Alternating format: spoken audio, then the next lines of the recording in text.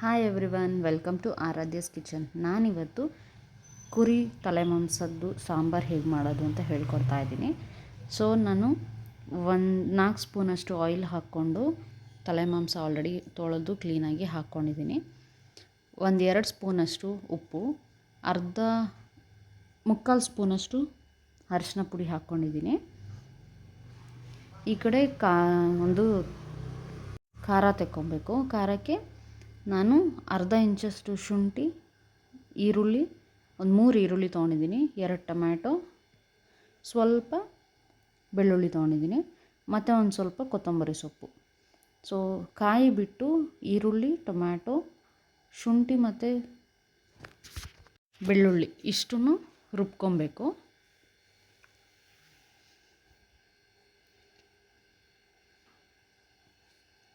ನೋಡಿ, ಈ ಕಡೆ ಫ್ರೈ ಆಗ್ತಾ ಇದೆ. ಇದು ನಾನದು ಖಾರ ತೆಕ್ಕೊಂಡಿದ್ದೀನಿ.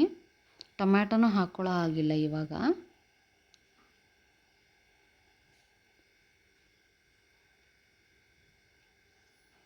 ಇದೊಂದು ಕ್ಲೀನಾಗಿ ಫ್ರೈ ಆಗಬೇಕು. ಸೊ ನೋಡಿ, ಕ್ಲೀನಾಗಿ ಮಿಕ್ಸ್ ಮಾಡ್ಕೊಬೇಕು. ಅದಕ್ಕೆ ಸ್ವಲ್ಪ ನೀರು ಹಾಕ್ಕೊಂಡು ಮಿಕ್ಸ್ ಮಾಡ್ತೀನಿ. ಇವಾಗ ಈ ಖಾರ ಹಾಕಿ ಫಸ್ಟು ವಿಷಲ್ ಹಾಕ್ಸ್ಕೊಬೇಕು. ಒಂದು 5 ವಿಷಲ್ ಆದರೂ ಹಾಕಿಸ್ಕೊಬೇಕು. ಇದಕ್ಕೆ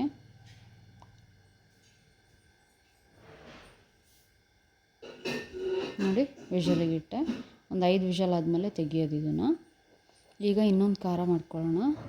ತೆಂಗಿನಕಾಯಿನ ತುರ್ಕೊಂಡಿದ್ದೀನಿ.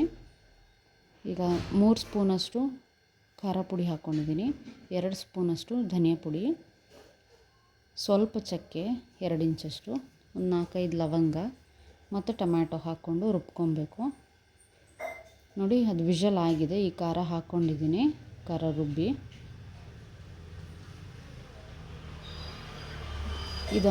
ಇದು ಮತ್ತೆ ವಿಷಲ್ ಹಾಕ್ಸ್ಬೇಕು. ಈಗ ಒಂದು 3 ವಿಷಲ್ ಹಾಕ್ಸ್ತೀನಿ.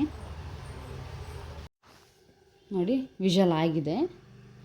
ಟೋಟಲ್ ನಾನೊಂದು 10 ವಿಷಲ್ ಹಾಕ್ಸಿದ್ದೀನಿ. ಆ್ಯಕ್ಚುಲಿ ಇದು ಬೇಯಲೇಬೇಕಲ್ಲ, ಹಾಗಾಗಿ. ಸೊ ಸರ್ವಿಂಗ್ ಬೌಲಿಗೆ ಸರ್ವ್ ಮಾಡ್ತೀನಿ.